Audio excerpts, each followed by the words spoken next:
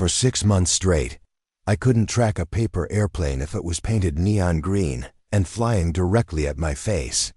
Senior Airman Elena Vasquez, the girl who supposedly graduated top of her class from radar school, couldn't distinguish between a commercial airliner and a flock of migrating geese on her scope. I mixed up call signs, lost aircraft in weather patterns, and somehow managed to vector a cargo plane into restricted airspace during what should have been a routine training exercise. The other operators started calling me static behind my back, because that's apparently all I could see on my displays.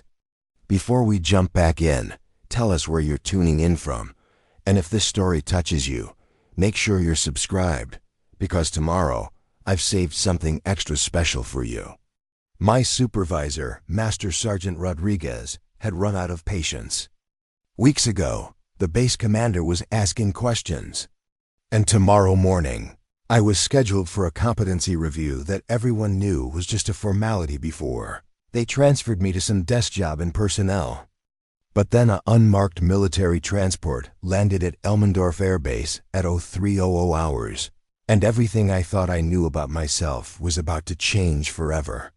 The Alaskan morning hit like a slap of ice water as I walked across the tarmac toward the Radar Operations Center.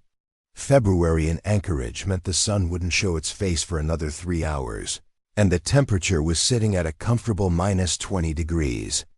My breath crystallized in the air as I pulled my parka tighter, watching the other early shift operators hurrying toward the warmth of the building ahead. Inside, the ROC hummed with the constant electronic whisper of a dozen radar systems monitoring the airspace over one of the most strategically important corners of North America.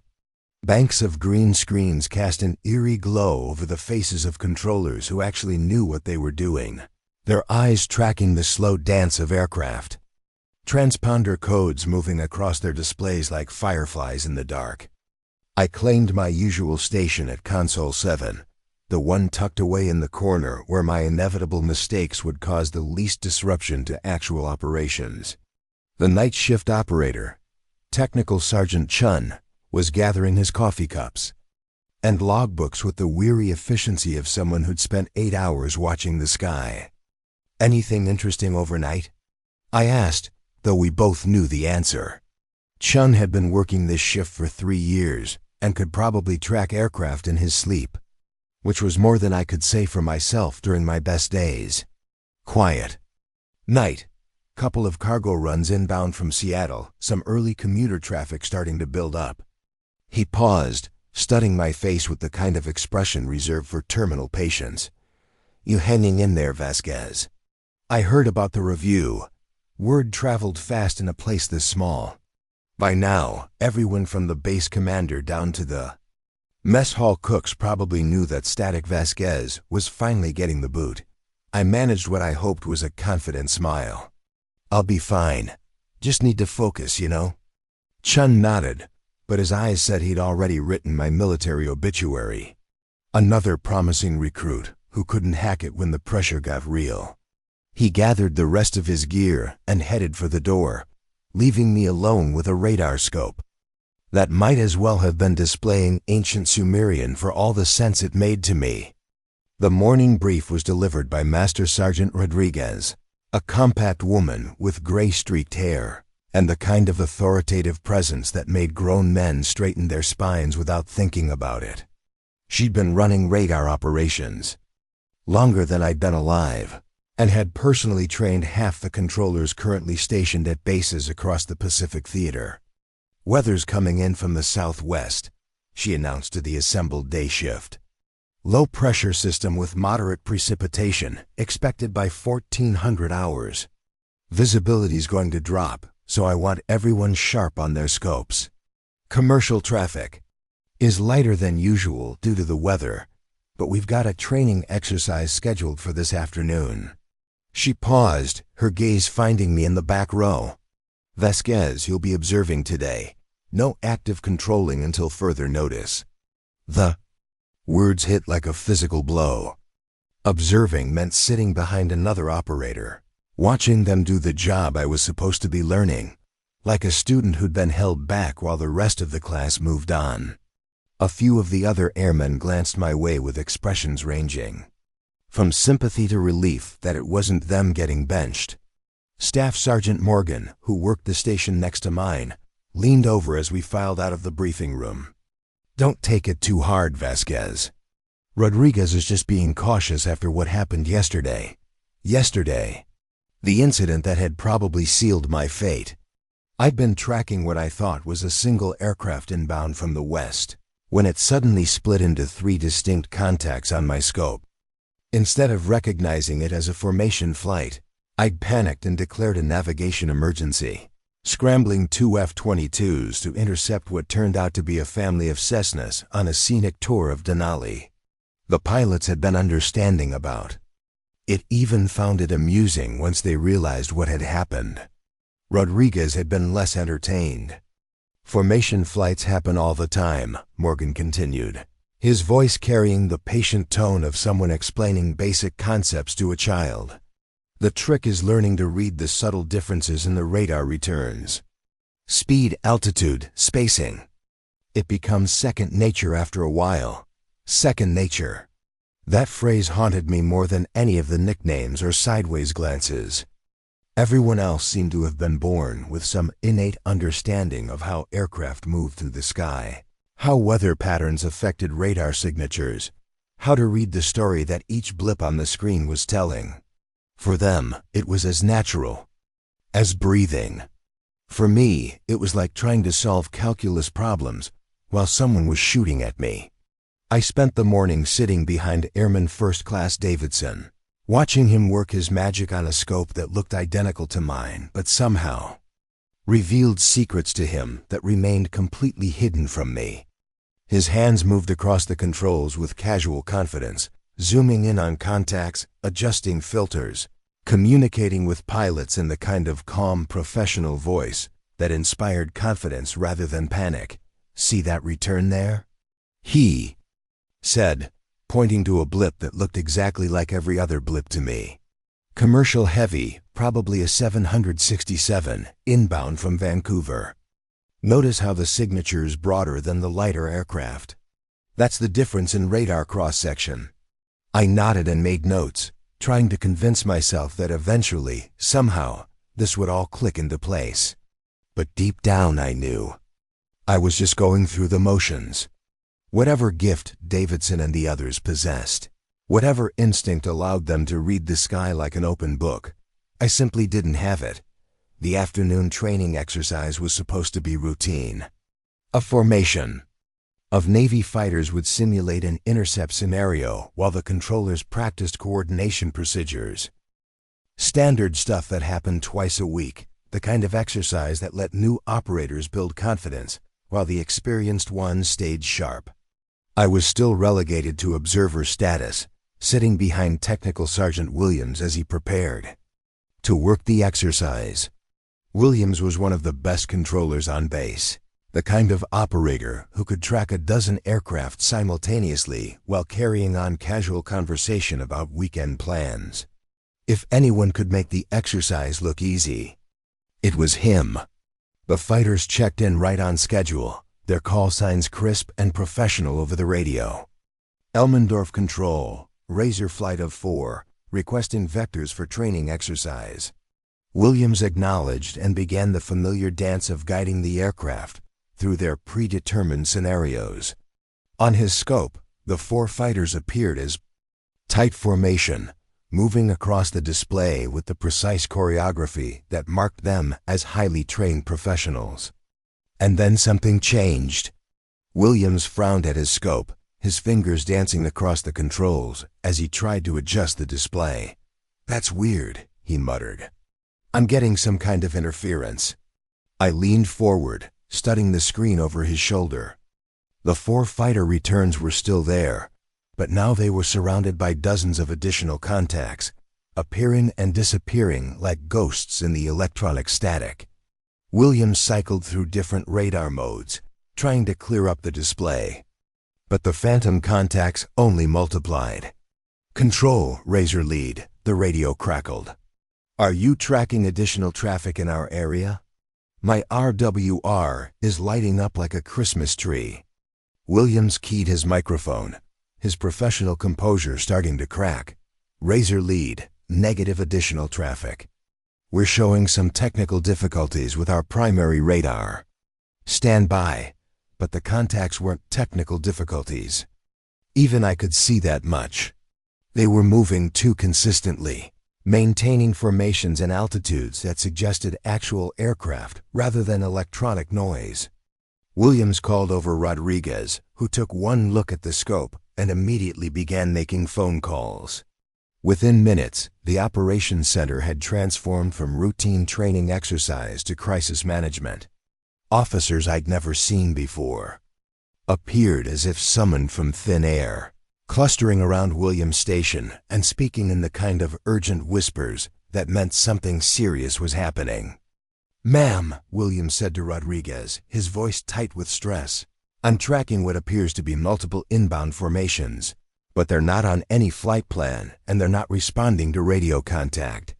Rodriguez studied the scope, her expression growing more concerned by the minute. The phantom contacts had resolved into distinct formations, dozens of aircraft approaching from multiple directions, all maintaining radio silence. "Get me NORAD on the line," she ordered, "and prep the alert fighters. I don't know what we're looking at here, but I want to be ready for anything." That's when I realized that my competency review, scheduled for first thing tomorrow morning, had suddenly become the least important thing happening at Elmendorf Air Base. The chaos in the operations center escalated with each passing minute. Rodriguez was barking orders into 3 different phones simultaneously while a stream of officers I'd never seen before flooded into our normally quiet workspace. The phantom contacts on Williams' scope had multiplied into what appeared to be a full-scale aerial invasion, with formations approaching from the north, west, and southwest in coordinated waves. "NORAD confirms no scheduled exercises in our sector," Rodriguez announced grimly. "Whatever these contacts are, they're not supposed to be here." I watched Williams struggle with his equipment, sweat beading on his forehead despite the air conditioning. His hands, normally so steady and confident, were trembling slightly as he cycled through radar modes and frequency bands, trying to get a clearer picture of what we were facing. The scope that had seemed so responsive to his touch just minutes ago now appeared to be fighting him, displaying information that contradicted everything he thought he knew about air traffic control. "I can't get solid locks on any of these contacts," he reported, frustration creeping into his voice. "They keep fading in and out, like they're using some kind of electronic countermeasures." Colonel Martinez, the base commander, materialized beside Rodriguez with the kind of sudden appearance that suggested he'd been running. His normally immaculate uniform was slightly disheveled, and there was an intensity in his eyes that made everyone in the immediate vicinity stand a little straighter. "What's our status, Rodriguez?" "Sir, we have multiple unidentified aircraft inbound from 3 directions. No radio contact, no flight plans, and they're not responding to standard identification procedures. Our controllers are having difficulty maintaining consistent tracking." Martinez studied Williams' scope over his shoulder, his expression growing more troubled by the second. The contacts were definitely aircraft, that much was clear, but their behavior was unlike anything in the training manuals. They maintained perfect formations while somehow managing to confuse the most sophisticated radar systems in the Air Force. "How long until they reach our airspace?" Martinez asked. Rodriguez checked the scope readings. "At current speed and bearing, approximately 15 minutes for the lead formation. Alert status for all fighters. Get me a direct line to NORAD command and patch me through to Pacific Air Forces immediately." Martinez turned to scan the room, his gaze settling on the cluster of controllers struggling to make sense of their displays. "I want our best people on these scopes. This is not a drill." That's when Technical Sergeant Williams made the admission that would change everything. "Sir," he said quietly, his voice barely audible above the controlled chaos around us, I don't think I can handle this. The returns are too inconsistent, too scattered. I've never seen anything like this before. The words hung in the air like a confession of failure. Williams, the controller everyone looked up to, the man who could track aircraft through thunderstorms and coordinate complex intercepts while making it look effortless, was essentially saying he was in over his head. Rodriguez looked around the room, mentally cataloging her available personnel. Davidson was already working another scope, tracking the Navy fighters from the original exercise who were now being vectored away from the incoming unknowns. Shun had been called back from his quarters and was setting up at Station 3. Morgan was handling routine commercial traffic that couldn't simply be ignored despite the crisis. Her eyes settled on me, sitting uselessly behind William's chair, and I saw her expression shift from consideration to resignation.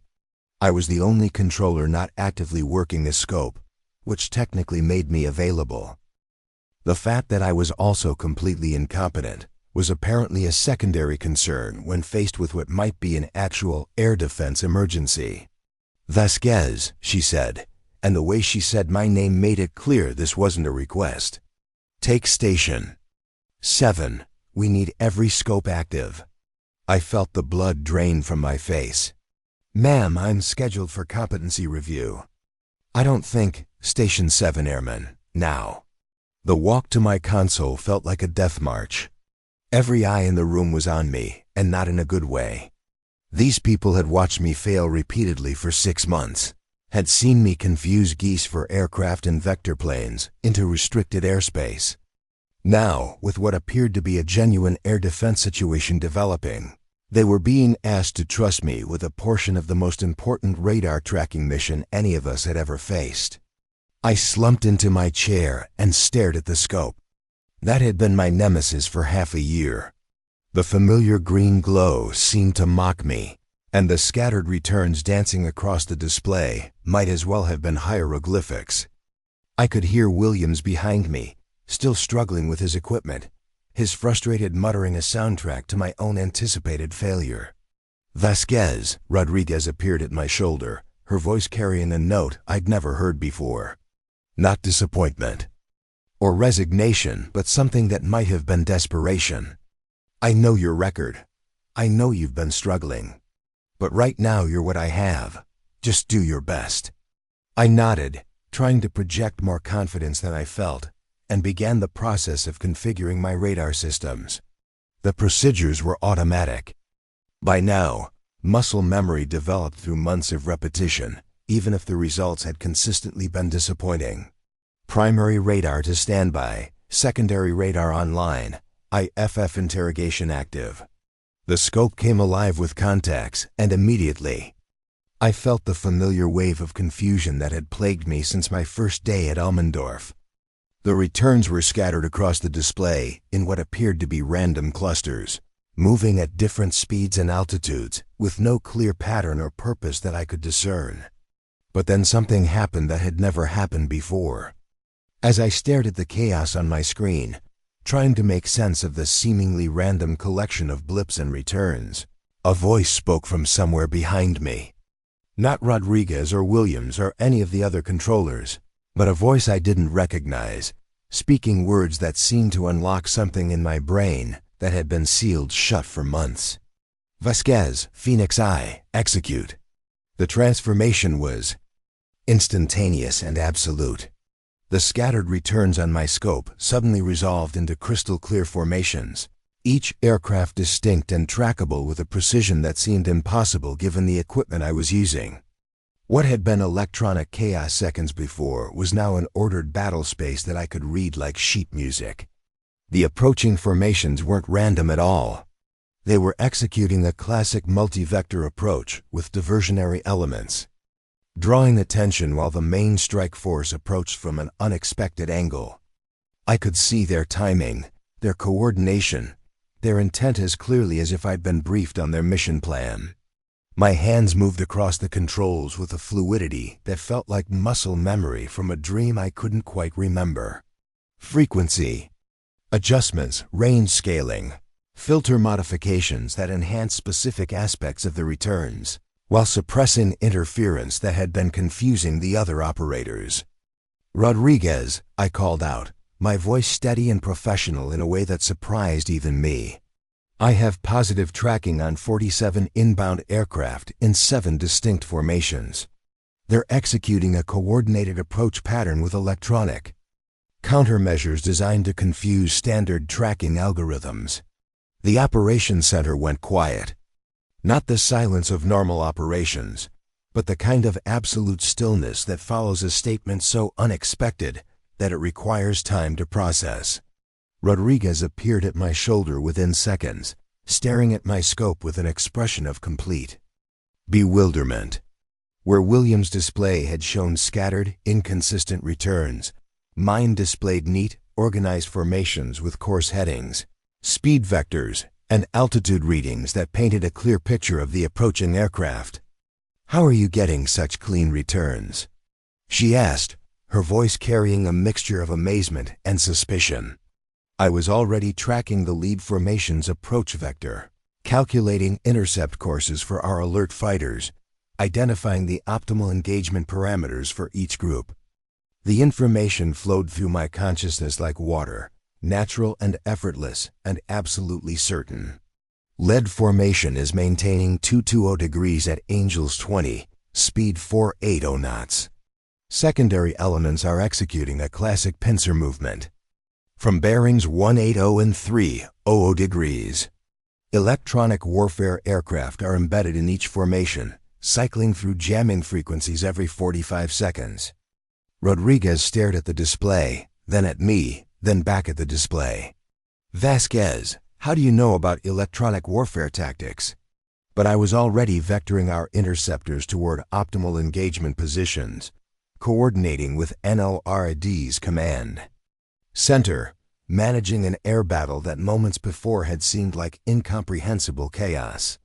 The girl who couldn't track a paper airplane was gone, replaced by someone who understood aerial warfare at a level that seemed to surprise everyone in the room, including myself.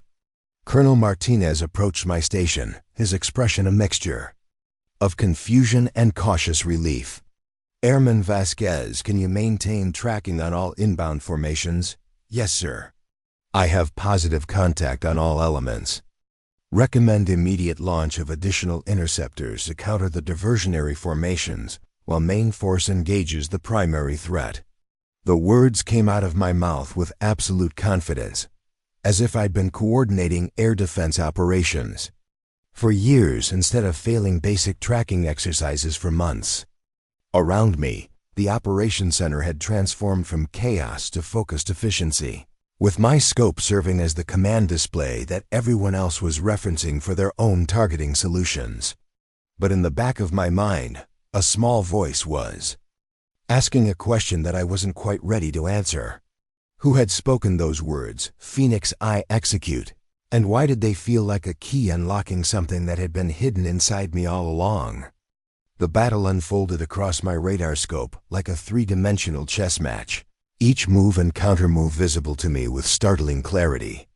Our F-22 Raptors were closing on the lead formation when the incoming aircraft executed a maneuver I'd never seen before, splitting into smaller elements while maintaining perfect electronic coordination. What should have confused our interceptors became an opportunity as I guided them through the defensive pattern with surgical precision. "Razor lead, vector 270 degrees, Angels 18. Your target is painting now at your 11 o'clock, 15 miles." My voice carried across the radio with the kind of calm authority that I'd heard from veteran controllers, but never imagined coming from my own throat. "Copy, Elmendorf. I have contact." Preparing and narrating this story took us a lot of time, so if you are enjoying it, subscribe to our channel. It means a lot to us. Now back to the story. "This is like nothing I've ever seen before. How are you tracking them so precisely through all this jamming?" It was a good question, one that I couldn't fully answer even to myself. The electronic countermeasures that had reduced Williams and the other controllers to frustrated guesswork were somehow transparent to me. I could see through the interference, read the underlying patterns, anticipate the next frequency shift before it happened. Razor 2, break left now. You have a hostile maneuvering for tone. The F-22 pilot reacted instantly to my warning, pulling into a defensive spiral just as one of the unknown aircraft attempted to lock onto him with what appeared to be a simulated missile shot. In a real engagement, that split-second warning would have been the difference between mission success and a pilot's obituary. Colonel Martinez was coordinating with higher command through his secure communications, but I could hear fragments of his conversation that suggested this wasn't entirely unexpected. References to validation exercises and parameter testing floated through the controlled chaos of the operations center. Rodriguez remained at my shoulder, studying my display with the intensity of someone trying to solve a puzzle that defied logical explanation. Vasquez, I need you to explain to me how you're maintaining lock on aircraft that our best systems can't even detect consistently. But I was already tracking the next phase of the engagement. The diversionary formations had served their purpose, drawing off most of our interceptors while a smaller, more stealthy element approached from an unexpected vector. Traditional radar would have missed them entirely, but somehow I could see their approach as clearly as commercial airliners on a clear day. Colonel Martinez, I called out, my voice cutting through the communication chatter. We have a stealth element approaching from the northeast. 4 aircraft, low altitude, using terrain masking and what appears to be active camouflage technology. Martinez stopped his conversation mid-sentence, turning to stare at my scope. Airman, are you certain? Our systems aren't showing anything from that vector. I highlighted the contacts on my display, watching as 4 nearly invisible returns resolved into distinct aircraft signatures. Positive identification, sir. They're approximately 12 minutes from target approach, maintaining radio silence, and running without transponders. The implications hit everyone in the room simultaneously. If I could track stealth aircraft that weren't appearing on our primary defense systems, then either our equipment was far more capable than anyone realized, or I was somehow accessing information that shouldn't have been available to a basic radar operator. Technical Sergeant Williams had abandoned his own scope and was now studying mine with the expression of someone watching magic tricks performed with familiar props. This is impossible, he muttered. Those filters you're using, those frequency adjustments, I've never seen configurations like that. Neither had I, which was perhaps the most disturbing part of the entire situation. My hands were operating the controls with expertise I didn't remember acquiring, making modifications to the radar systems that I shouldn't have known how to implement. It was as if someone else was operating through me, someone with years of experience in advanced radar techniques that weren't taught in any standard Air Force training program. The mysterious voice that had triggered this transformation remained silent, but its echo seemed to resonate through every decision I made, every adjustment to the tracking systems, every tactical assessment that flowed through my consciousness. With absolute certainty, stealth element is accelerating, I reported, watching the nearly invisible signatures increase speed as they approached what appeared to be their target coordinates. They're heading directly for the base infrastructure. Recommend immediate vector of reserve interceptors to grid square 4 to 7 Alpha. Martinez was already issuing orders, scrambling additional fighters from their alert status to engage the threat. I'd identified, but there was something in his tone, a carefully controlled urgency that suggested he knew more about this situation than he was letting on. The engagement that followed was unlike anything in the training manuals. The stealth aircraft proved to be equipped with electronic warfare capabilities that would have rendered them invisible to standard tracking methods. They could apparently shift frequencies, alter their radar signatures, and coordinate their movements in ways that defied conventional understanding of aerial tactics. But somehow, none of it mattered. I could see through every deception, track every maneuver, anticipate every defensive pattern they employed. My scope became the primary reference for the entire air defense network, with controllers from other sectors calling in for targeting data on aircraft that weren't appearing on their own displays. Phoenix Eye, this is NORAD control. Request confirmation on hostile count and disposition. The call sign stopped me cold. Phoenix Eye wasn't my designation, wasn't part of any standard Air Force communication protocol I'd ever learned. But when I heard it, something deep in my consciousness responded with automatic recognition. NORAD control. Phoenix Eye confirms 47 hostile aircraft in 8 formations. Primary threat neutralized. Secondary elements withdrawing to defensive positions. Stealth element has been compromised and is breaking off engagement. The words flowed out of me without conscious thought, as if I'd been providing tactical assessments to NORAD for years instead of struggling to track training aircraft for months. Around me, the operations center had fallen into an odd mixture of professional efficiency and barely contained amazement. Rodriguez was making notes on a clipboard, but her eyes never left my scope. Vasquez, I want you to maintain your current configuration until this exercise is complete. Don't change anything. Don't adjust any settings. Exercise. The word hung in the air with implications that were starting to become clear. This hadn't been a genuine air defense emergency. It had been a test, an evaluation of some kind, though what exactly was being tested remained unclear. The remaining aircraft began their withdrawal patterns, disappearing from conventional radar as efficiently as they'd appeared. But I continued tracking them until they were well beyond the range of any threat to North American airspace, noting their destinations and flight patterns with the same inexplicable precision that had marked my performance throughout the engagement. As the last contacts faded from my scope, the operations center began to return to something resembling normal status. Controllers secured their stations, emergency personnel stood down from alert status, and the stream of unfamiliar officers who'd appeared during the crisis began filing out as quietly as they'd arrived. But Colonel Martinez remained, along with Rodriguez and a man in civilian clothes who'd been observing from the back of the room throughout the entire engagement. He approached my station with the measured pace of someone who'd been waiting for this moment. "Senior Airman Vasquez," he said, and his voice was the one that had spoken those trigger words. "I think it's time we had a conversation about your real background." The civilian looked like he could have been anyone. Middle-aged, average height, wearing the kind of forgettable business attire that made him blend into any crowd. But his eyes held the same intensity I'd seen in special operations personnel. The look of someone who'd spent years in places where attention to detail meant survival. "My name is Director Harrison, and I work for an organization that doesn't officially exist. For the past 6 months, you've been participating in a very specialized evaluation program, though you weren't consciously aware of it." Rodriguez was staring at me with an expression of complete bewilderment.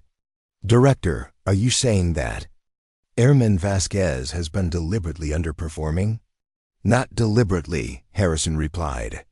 "Her conditioning was designed to suppress her actual capabilities until proper authorization codes were provided.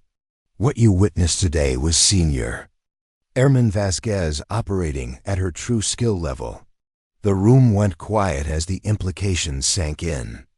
6 months of failure, of humiliation, of being called static and treated like a liability who couldn't be trusted with basic radar operations.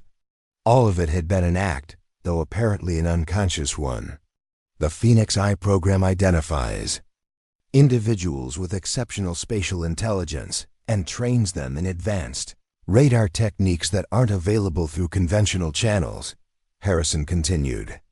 Vasquez completed her training 18 months ago, then underwent conditioning that would allow her to function in normal military units without revealing her capabilities. I stared at him, trying to process what he was telling me. "You're saying I've been trained in classified radar techniques that I don't remember learning?" Your conscious mind wasn't supposed to retain the training. It was stored in compartmentalized memory segments that could only be accessed with proper authorization. The goal was to evaluate whether Phoenix Eye operatives could be successfully integrated into standard military units while maintaining their cover. Colonel Martinez had been listening with the expression of someone having his worst suspicions confirmed. And the evaluation? Harrison smiled for the first time since he'd introduced himself. Today's exercise involved some of the most sophisticated electronic warfare aircraft in our inventory, equipped with jamming systems that should have been impossible to defeat with standard ground-based radar. Senior Airman Vasquez not only tracked every aircraft involved, she provided tactical coordination that exceeded the performance of our most experienced air battle managers. The competency review scheduled for tomorrow morning suddenly seemed like a joke. How do you evaluate someone's ability to perform a job when they've been unconsciously pretending to be incompetent for 6 months? What happens now? I asked, though part of me was afraid of the answer. Now you get to choose, Harrison replied.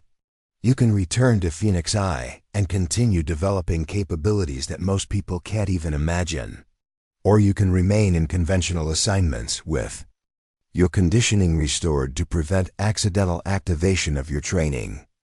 I looked around the operations center where I'd spent 6 months being treated like a failure, then back at the scope where I'd just coordinated the most complex air defense engagement in the base's history. The choice, when it came right down to it, wasn't really a choice at all. 3 weeks later, I was standing in a facility that didn't appear on any official maps, deep underground beneath what looked like an ordinary office building in Colorado Springs. The Phoenix Eye Training Center existed in a world of reinforced concrete and filtered air, where the only natural light came through carefully positioned fiber optic cables that carried sunlight from the surface. Director Harrison had been true to his word about giving me a choice, but he'd also made it clear what that choice really meant. Return to conventional radar operations with my memory suppressed, spending the rest of my military career tracking commercial aircraft and pretending that the most important moment of my life had never happened. Or embrace capabilities I was only beginning to understand, working in a program so classified that my own family would never know what I really did for a living. The decision had been easier than I'd expected. 6 months of being treated like an incompetent failure had given me a deep appreciation for what it felt like to be seen as capable, even if only for a few hours. My new instructor was a woman named Captain Sarah Chun, no relation to the night shift operator back at Elmendorf. She had the kind of quiet competence that suggested years of experience with systems and techniques that pushed the boundaries of what most people thought possible. The human brain, she explained during my first briefing, processes spatial information far more efficiently than any computer we've ever built. The trick is learning to access that processing power directly, without the interference of conscious thought. The training facility itself was unlike anything I'd seen in conventional military education. Instead of classrooms and lecture halls, Phoenix Eye operated through a series of specialized chambers designed to simulate every conceivable radar environment. Chambers that could replicate the electronic signatures of stealth aircraft, rooms that generated interference patterns from enemy jamming systems, simulators that could create the radar signature of entire air battles happening in real time. Your performance at Elmendorf was impressive, Chun continued, but it was also uncontrolled. You were operating on pure instinct, accessing your training through emotional stress. We need to teach you how to reach that same level of capability, consciously, deliberately. The other students in my advanced class were equally mysterious. There was Marcus, a former Navy radar operator who'd been recruited after tracking a submarine that wasn't supposed to exist. Jennifer had been an air traffic controller at a civilian airport until she'd started predicting aircraft mechanical failures before the pilots knew anything was wrong. David had been working at WACS missions over Afghanistan when he'd begun identifying insurgent movements by tracking the absence of normal civilian air traffic.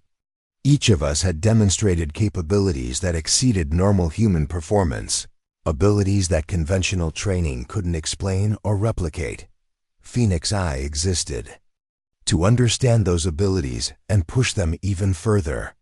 The radar systems you learn to operate in basic training, Chun explained during our first technical session, represent about 5% of what's actually possible.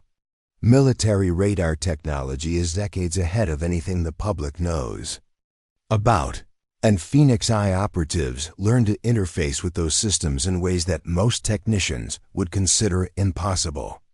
She led us to a console that looked similar to the equipment I'd used at Elmendorf, but with modifications that I could immediately sense were significant. Additional displays, frequency controls that extended far beyond standard ranges, processing capabilities that could handle data streams orders of magnitude larger than conventional systems. This is a Mark 7 enhanced tracking system, Chun said. It can simultaneously monitor over 3,000 individual contacts while filtering through electronic countermeasures that would completely blind standard radar.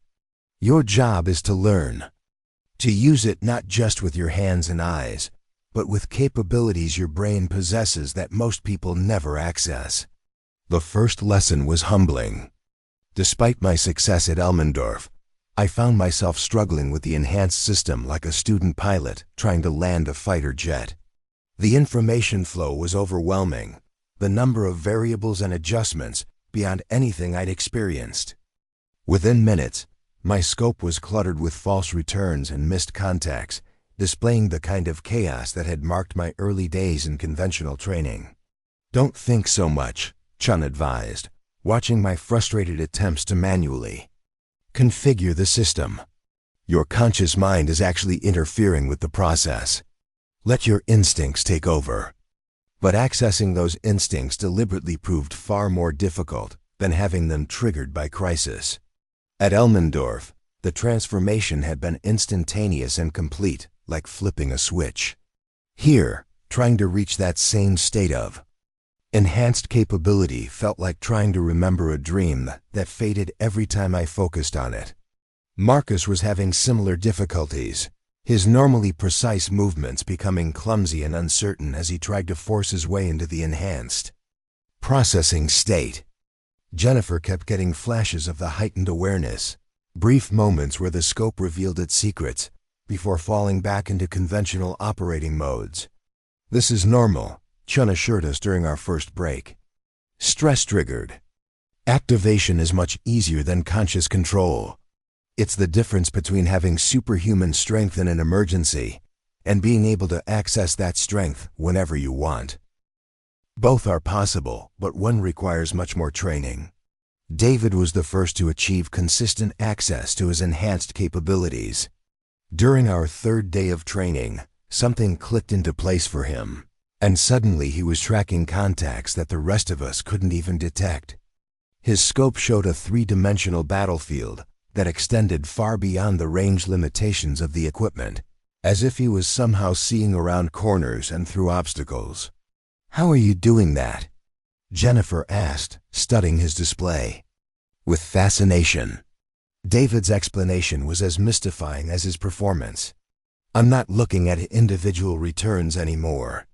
I'm seeing patterns, like the radar signatures are part of a larger picture that extends beyond what the equipment is actually showing me." Chun nodded approvingly. "That's exactly right. The human brain can extrapolate from incomplete data in ways that no computer can match. You're learning to see what's probably there based on subtle indicators in the information you're actually receiving." My own breakthrough came during a simulated engagement with stealth aircraft. I'd been struggling with the exercise for over an hour, trying to track fighters that appeared and disappeared seemingly at random. My scope showed scattered returns that made no tactical sense, aircraft that seemed to violate the laws of physics with their movement patterns. And then, without conscious thought, I stopped trying to track individual aircraft and started reading the empty spaces between the returns. The jamming patterns, the areas where normal background radar clutter was being suppressed, the subtle frequency shifts that indicated electronic countermeasures in operation. Suddenly, the entire battle space became visible. Not just the aircraft I was supposed to be tracking, but their intentions, their coordination, their tactical objectives. I could see the shape of their formation, even when most of the individual aircraft remained invisible, predict their next maneuvers before they executed them. "Excellent," Chun said, reviewing my performance data. "You're learning to read the electromagnetic environment itself, not just the objects moving through it. That's a capability that only about 1 in 10,000 people can develop, even with Phoenix Eye training." The advanced techniques we learned over the following weeks pushed the boundaries of what I'd thought possible. Methods for tracking aircraft through solid rock by reading the reflection patterns of their electronic systems.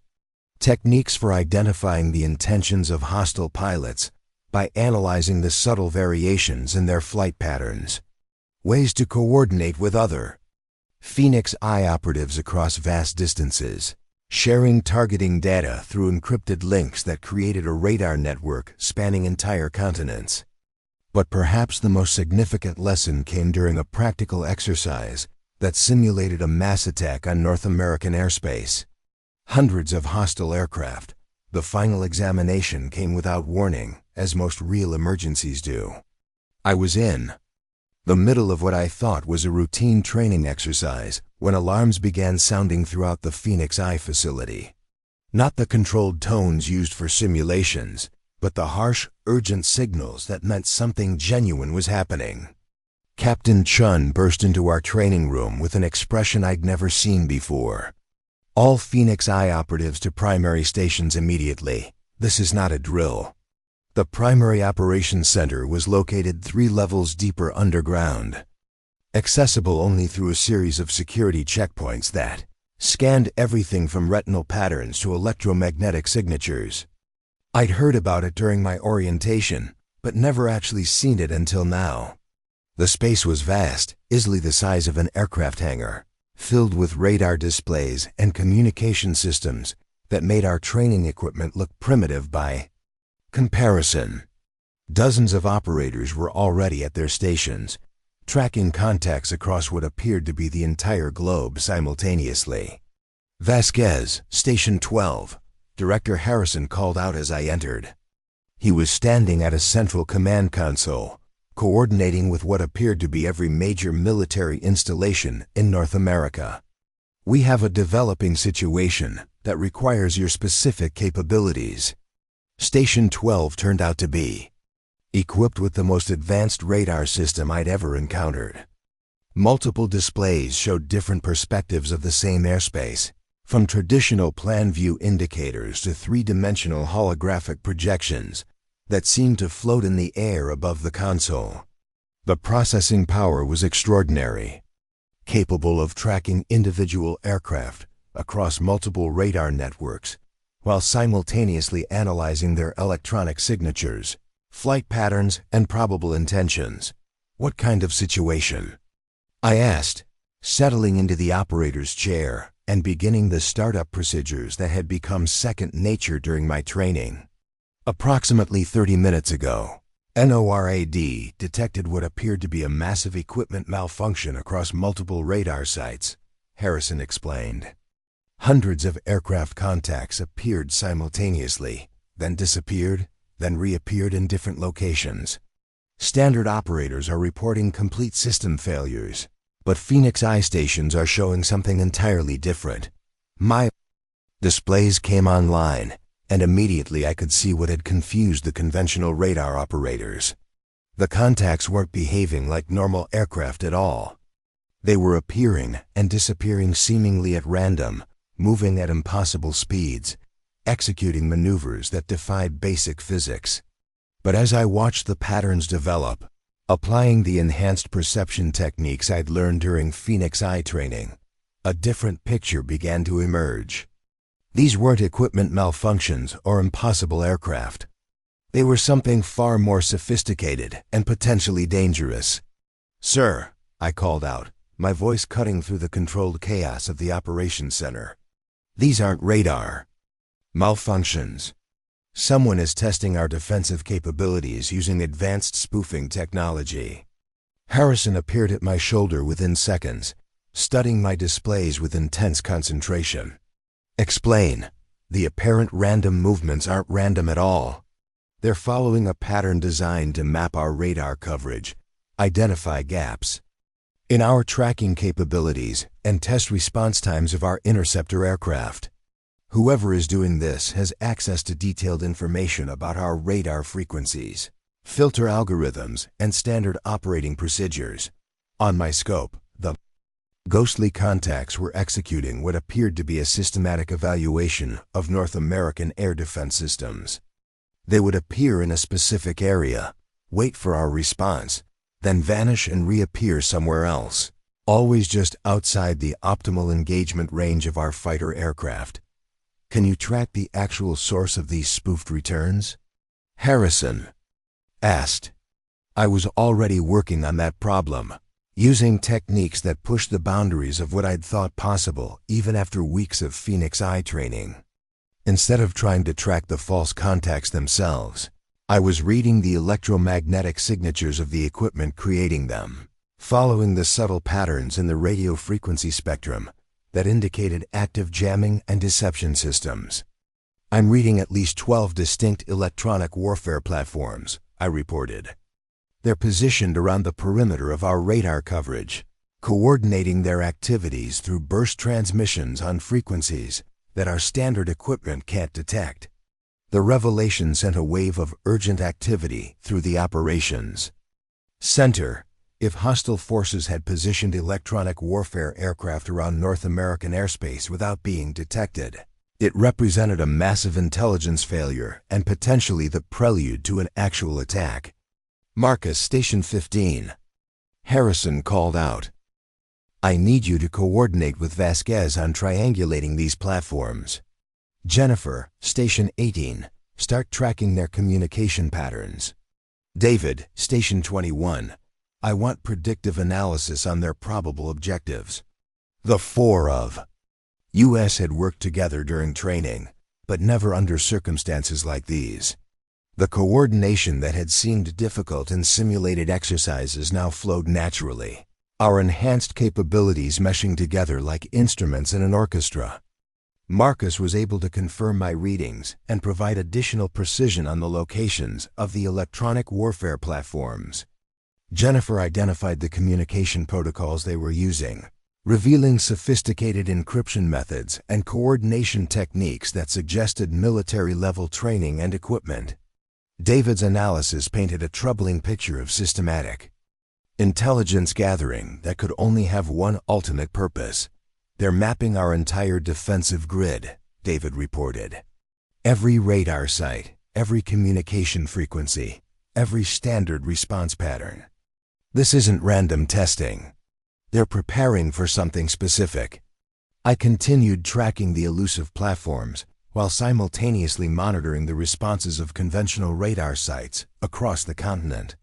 Most operators were still reporting equipment failures and inconsistent contacts, unable to see through the sophisticated deception being employed against them.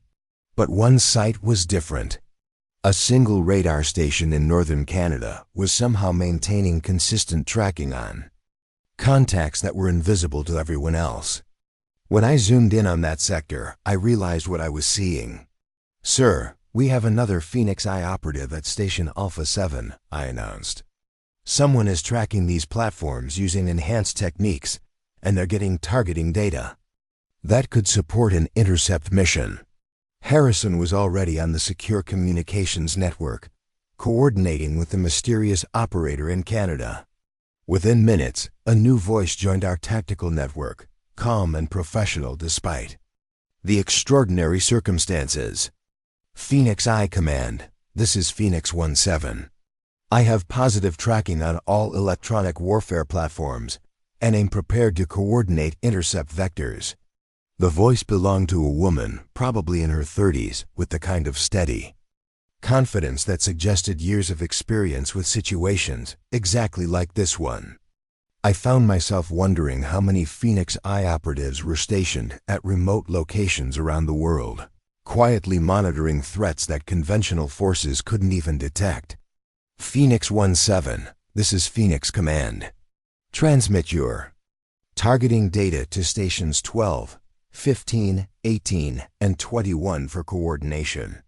The data stream that followed was unlike anything I'd seen before.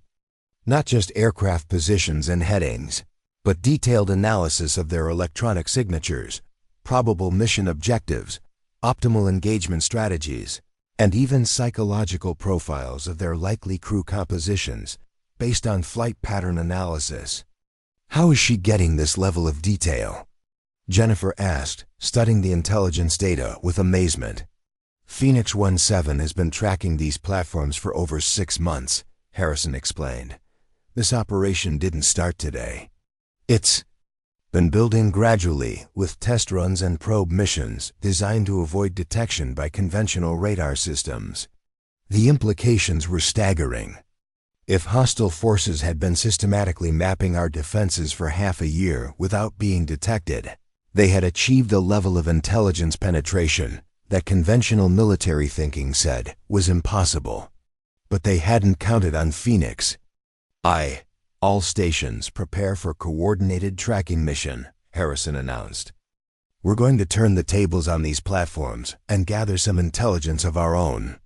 What followed was the most complex radar operation I'd ever participated in.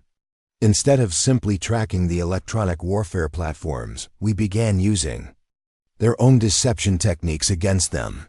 By carefully modulating our own radar signatures and coordinating our transmissions with other Phoenix Eye stations, we created false contacts that appeared to be conventional aircraft while actually being sophisticated intelligence-gathering probes. The hostile platforms took the bait, revealing their true capabilities as they attempted to track and analyze our Phantom aircraft. Within hours, we had mapped their entire network, identified their communication protocols, and gathered detailed intelligence on equipment that was supposedly beyond our technological capabilities to detect. They're not using standard military hardware, Marcus reported after analyzing the electronic signatures we'd captured. These platforms are equipped with technology that's at least 10 years ahead of anything in our public specifications. Foreign development? Harrison asked. Negative, Jennifer replied, studying the communication intercepts she'd collected. The protocols are based on our own research programs. Someone with access to classified Phoenix Eye development data has been sharing information with hostile forces. The revelation hit the operations center like a physical blow. Phoenix Eye was supposed to be one of the most secure programs in military intelligence, with security protocols that made exposure almost impossible. If someone had been leaking operational data to hostile forces, it represented a betrayal that went to the very heart of national security. How long would they have needed this information to develop countermeasures? Harrison asked. David's analysis was grimmer than anyone wanted to hear. Based on the sophistication of their deception techniques, they've had access to our core research for at least 3 years. They know our capabilities, our limitations, our standard operating procedures. They've essentially been watching us develop Phoenix Eye from the inside. But there was something they hadn't counted on. The Phoenix Eye program was designed with multiple layers of security, including capabilities that were known only to the most senior operatives. What we demonstrated during our training was impressive, but it represented only a fraction of what the program could actually accomplish. Phoenix 17, are you prepared for Protocol 7 implementation? Harrison asked. There was a brief pause before the Canadian operator responded. Confirmed, Phoenix Command. All stations ready for Protocol 7. I'd heard references to Protocol 7 during my training, but never received any details about what it actually involved. Based on the reactions around the operations center, it was clearly something significant and probably dangerous. All Phoenix Eye stations implement Protocol 7 enhancement immediately, Harrison announced. The change was instantaneous and overwhelming. My radar displays suddenly exploded with information that seemed impossible for any equipment to provide. Not just aircraft positions, but detailed schematics of their internal systems, psychological profiles of their crews, complete mission briefings, even financial records of the organizations that had purchased and deployed them. It was as if I could see through the electromagnetic spectrum directly into the minds and motivations of everyone involved in the operation. The electronic warfare platforms weren't just military hardware. They were part of a sophisticated intelligence-gathering network that extended far beyond simple radar mapping. How is this possible? I asked, struggling to process the flood of information flowing through my enhanced perception. Protocol 7 accesses capabilities that most Phoenix Eye operatives never learn about, Harrison explained.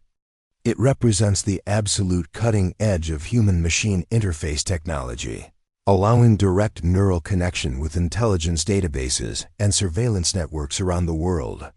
The hostile platforms were no longer mysterious threats.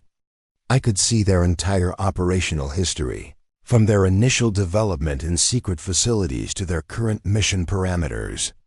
The organization behind them wasn't a foreign military, but a private intelligence consortium with connections to defense contractors, rogue military units, and international criminal organizations.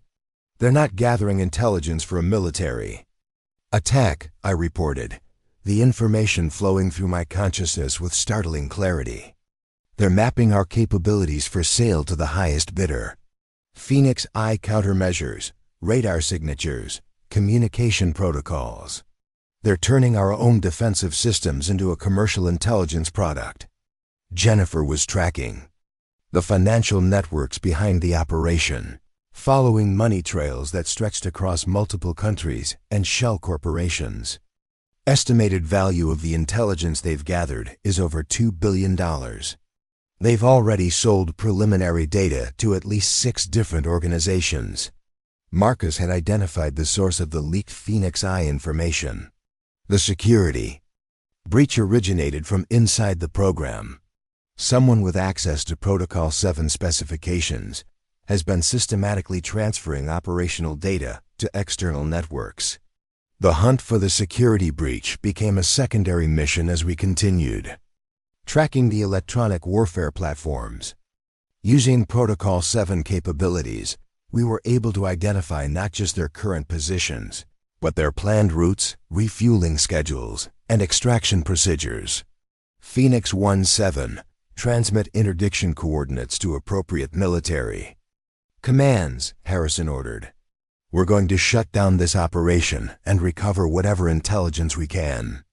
The arrest of the electronic warfare platforms was almost anticlimactic after the sophisticated cat-and-mouse game we'd been playing. F-22 Raptors appeared seemingly from nowhere, guided by targeting data so precise that the hostile aircraft had no opportunity to escape or destroy their equipment.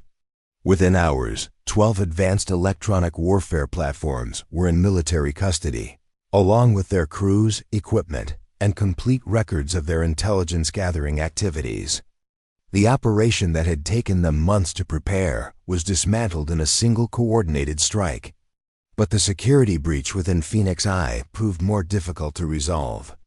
The investigation revealed a conspiracy that reached into the highest levels of military intelligence, involving personnel who had helped design the program's security protocols. The betrayal was systematic and sophisticated, carried out by people who understood exactly how to exploit the program's most sensitive vulnerabilities. 3 weeks later, I was back at Elmendorf Air Base, but not as the same person who had left. My official records showed a successful completion of advanced radar training and assignment to special projects that required security clearances most people had never heard of. The conventional radar operators who had watched my transformation during the original crisis treated me with a mixture of respect and bewilderment. They knew I was capable of extraordinary things, But the classified nature of Phoenix Eye meant they could never learn the full extent of those capabilities. Rodriguez approached me during my first week back, her expression carrying the weight of questions she knew she couldn't ask. "Vasquez, I've been running radar operations for 20 years, and I've never seen anything like what you did during that exercise. Are you going to tell me it was just advanced training?" I considered how to answer her question without violating security protocols or compromising ongoing operations. "Some training programs teach you to use equipment in ways that aren't covered in the standard manuals," I said finally. "But most people are never exposed to those techniques because they're not necessary for routine operations." It wasn't the complete truth, but it was accurate as far as it went. Rodriguez seemed to accept the explanation, though her expression suggested she suspected there was much more to the story. My new assignment involved monitoring electromagnetic activity across Alaskan airspace, watching for the kind of sophisticated deception techniques that had been employed during the electronic warfare platform incident. It was solitary work, requiring hours of concentration on data streams that most operators would have found meaningless. But for someone trained in Phoenix Eye techniques, the electromagnetic spectrum was like a book written in a language that revealed the intentions and capabilities of everyone operating within it. Aircraft that appeared normal to conventional radar displayed subtle signatures that identified their true missions. Communication patterns that seemed routine actually carried intelligence about military operations and commercial activities across the entire Pacific theater. The official records of what had happened during the electronic warfare platform crisis were classified at levels that made them effectively invisible to anyone without Phoenix Eye clearance.